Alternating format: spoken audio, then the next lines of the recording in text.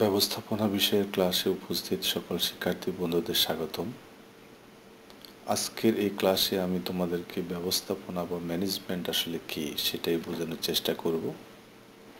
এই ক্লাসের প্রতিটি মুহূর্তকে যথাযথভাবে কাজে লাগাতে সকল শিক্ষার্থী বন্ধুদের ক্লাসের প্রতি মনোযোগী হওয়ার আহ্বান জানিয়ে শুরু করছি। আমার বিশ্বাস এই ক্লাসটি মনোযোগ দিয়ে উপভোগ করলে তোমরা ব্যবস্থাপনা বা ম্যানেজমেন্ট সম্পর্কে একটা স্পষ্ট ধারণা লাভ করতে পারবে। ব্যবস্থাপনা বা ম্যানেজমেন্ট কী তা মুখস্থ করা ছাড়াই নিজ থেকে লিখতে পারবে। ব্যবস্থাপনা বা ম্যানেজমেন্টের কাজগুলো অনায়াসে বলতে পারবে ও ব্যাখ্যা করতে পারবে এবং এই টপিকের অন্তর্ভুক্ত যে কোনো ধরনের এমসিকিউ প্রশ্নের সঠিক উত্তর দেওয়ার সক্ষমতা অর্জন করতে পারবে। তো এবার যাওয়া যাক মূল আলোচনায়। সবার মনেই এরকম একটি প্রশ্ন আসতে পারে যে ব্যবস্থাপনা আসলে কী।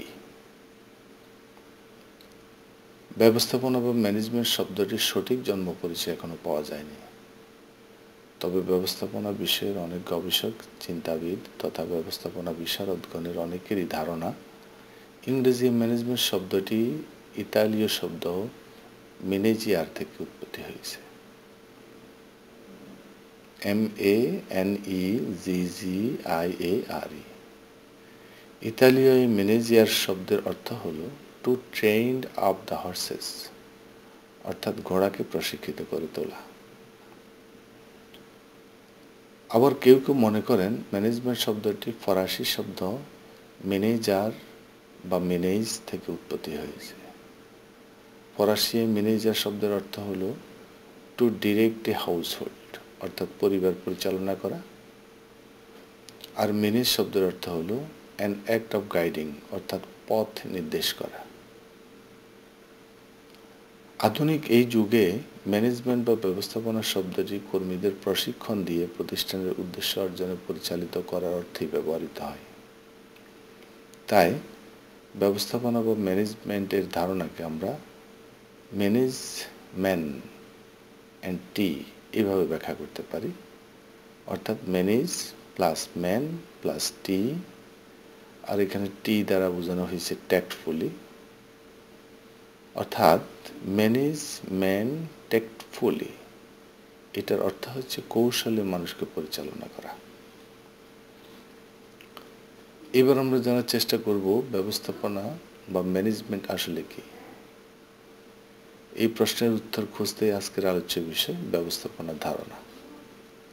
প্রথমে আলোচনা করা যাক ব্যবস্থাপনা বা ম্যানেজমেন্টের ধারণা নিয়ে।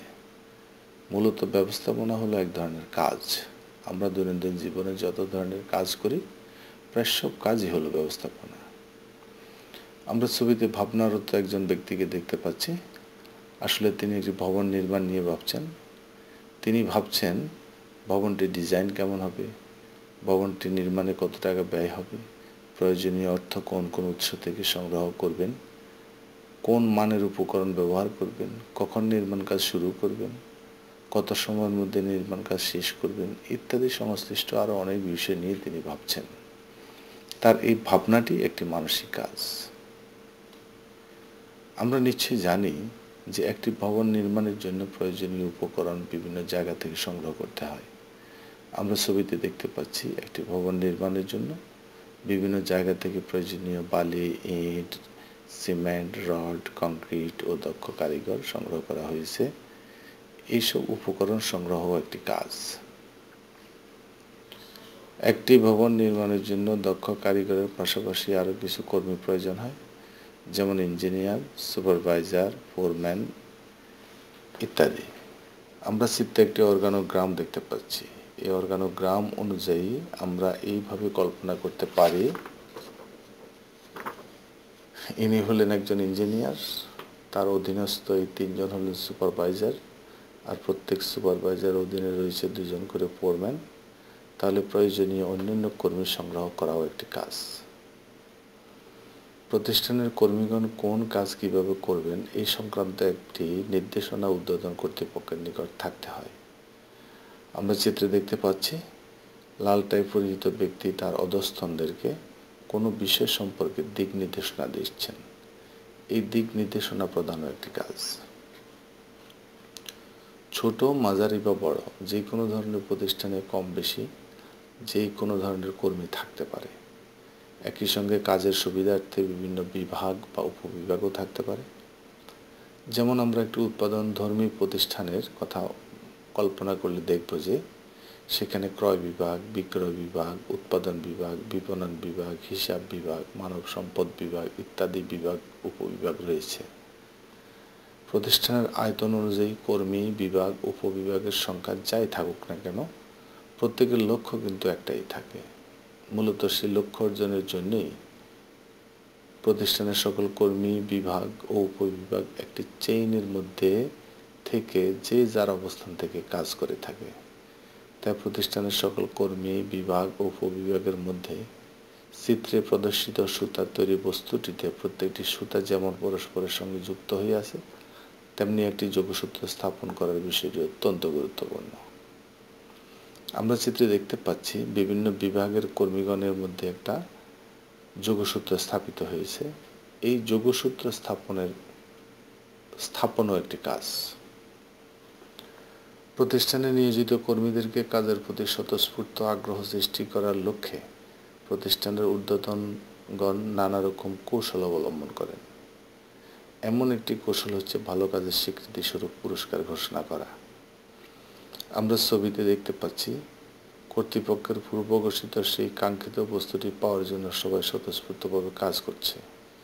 হাস্যোজ্জ্বল চেহারায় সবাই পুরস্কারটি ধরে রেখেছে।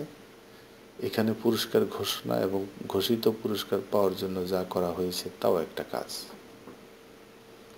প্রত্যেক প্রতিষ্ঠানের কর্মীদের প্রতি ঊর্ধ্বতন কর্তৃপক্ষের বিশেষ নজরদারির ব্যবস্থা থাকতে হয়। আমরা চিত্রে দেখতে পাচ্ছি লাল পোশাক পরিহিত ব্যক্তি একজন ঊর্ধ্বতন কর্মকর্তা। তার প্রতিষ্ঠানের কর্মীগণ স্ব দায়িত্ব সঠিকভাবে পালন করেছেন কিনা তা নজরদারি করছেন। এইভাবে কর্মীদের উপর এই ধরনের নজরদারি করাটাও একটি কাজ। এবার আমরা দেখব এতক্ষণ আমরা যে কাজগুলোর কথা বলেছি সেগুলো কোন কাজের কি নাম। তিনি একটি ভবন নির্মাণ নিয়ে ভাবছেন, এই কাজটির নাম পরিকল্পনা। ভবন নির্মাণের জন্য প্রয়োজনীয় উপকরণ সংগ্রহ করা হয়েছে, এই কাজটির নাম সংগঠন। প্রয়োজনীয় অন্যান্য কর্মী সংগ্রহ করা হয়েছে, এই কাজটির নাম কর্মী সংস্থান। কর্মীগণ কিভাবে কাজ করবেন তা বুঝিয়ে দেওয়া হচ্ছে, এই কাজটির নাম নির্দেশনা। প্রতিষ্ঠানের কর্মী, বিভাগ, উপবিভাগের মধ্যে যোগসূত্র স্থাপন করা হয়েছে, এই কাজটির নাম সমন্বয় সাধন। কাঙ্ক্ষিত বস্তুটির জন্য সবাই স্বতঃস্ফূর্তভাবে কাজ করেছে, এই কাজটির নাম প্রেষণা। কর্মীগণকে কে কি করছেন ঊর্ধ্বতন তা দেখছেন, এই কাজটির নাম নিয়ন্ত্রণ। এখন এই কাজগুলোকে একসঙ্গে দেখব। পরিকল্পনা, সংগঠন, কর্মী সংস্থান, নির্দেশনা, সমন্বয় সাধন, প্রেষণা ও নিয়ন্ত্রণ। মূলত এই কাজগুলির সমষ্টি হলো ব্যবস্থাপনা। আর পরিকল্পনা থেকে নিয়ন্ত্রণ পর্যন্ত ব্যবস্থাপনা সংক্রান্ত এই কাজগুলি যিনি করেন তাকে বলা হয় ব্যবস্থাপক। তাহলে এর আলোকে আমরা বলতে পারি যে ব্যবস্থাপক যাই করেন তাই ব্যবস্থাপনা। ব্যবস্থাপনার কাজগুলো মূলত চক্রাকারে সংগঠিত হয়। এই কাজগুলো মূলত পরিকল্পনা দিয়ে শুরু হয় এবং নিয়ন্ত্রণ দিয়ে শেষ হয়। আর এই প্রক্রিয়াটি ব্যবস্থাপনা চক্র বা ম্যানেজমেন্ট সাইকেল নামে পরিচিত। শিক্ষার্থী বন্ধুরা, যেহেতু আমরা ম্যানেজমেন্টের ছাত্র, আমরা সবসময় টাইম ম্যানেজমেন্টের সঙ্গে তাল মিলিয়ে চলতে হবে আমাদেরকে। তো আজ এখানে শেষ করতে হবে। সবার সুস্বাস্থ্য কামনা করছি। পরের ক্লাসে আবার দেখা হবে এই প্রত্যাশায় শেষ করছি। সবাইকে অনেক ধন্যবাদ।